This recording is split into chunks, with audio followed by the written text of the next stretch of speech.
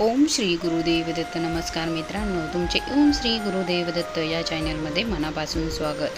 अट्टहासाने नामस्मरण करावे, कारण नामा इतके सूक्ष्म आणि स्थूल साधन नाही आहे. एखादी गोष्ट अगदी कळकळीने सांगायची झाली म्हणजे, अगदी बेंबीच्या देठापासून सांगायची म्हणजे असे आपण म्हणतो, त्याचप्रमाणे नामही बेंबीच्या देठापासूनच घ्यावे, कारण सर्व वासनांचा उगम तिथेच आहे. आपण नामाची वस्ती तिथे ठेवून दिली म्हणजे आपोआप वासनाक्षय होईल.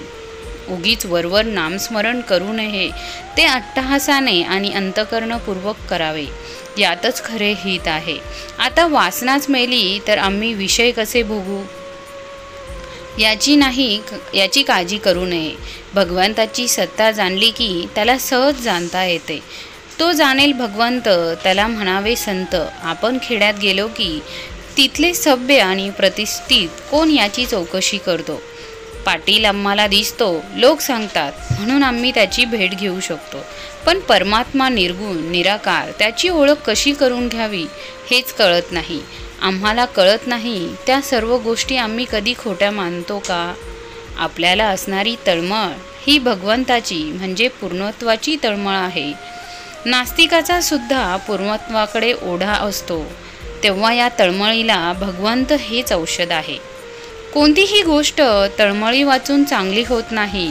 प्रत्येक जीवाला तळमळ आहे खरी, पण ती कशासाठी हवी ते चुकले. ती तळमळ विषयाकडे गेल्याने जीवाला खरे समाधान हे मिळत नाही. आपला जन्म वासनेत होतो, म्हणून वासनातृप्तीची तळमळ स्वाभाविक लागते. तिकडून काढून ती भगवंताकडे लावणे, यातच माणसाची खरी कर्तबगारी आहे. काय केले तर मी भगवंताचा होईल अशी तळमळ लागावली. ती नाही लागली तर आपले चुकले. वासनेच्या मागे जाणारी तळमळ भगवंताकडे लावण्यासाठी सगळी साधने आहेत. तळमळ निर्माण झाली की भगवंत हात देतोच.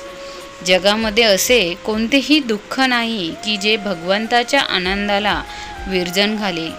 प्रत्येकाला आनंद पाहिजे आहे. आनंद हेच भगवंताचे स्वरूप आहे. म्हणून मुळामध्ये असलेली गोडी आपण अभ्यासाने वाढवावी. भगवंत जर आपले मूळ स्वरूप आहे, तर मग त्याचा अभ्यास करण्याचे काय प्रयोजन? तर त्याचे कारण हेच की आपल्याला भगवंताची विस्मृती झाली आहे. भगवंत हा प्रेममूर्ती आहे, म्हणून मंदिरात जिकडे तिकडे प्रेम भरून टाकावे. दुसरा काय करतो हे न पाहता आपण काय करायला पाहिजे याचा अगोदर आपण विचार करावा.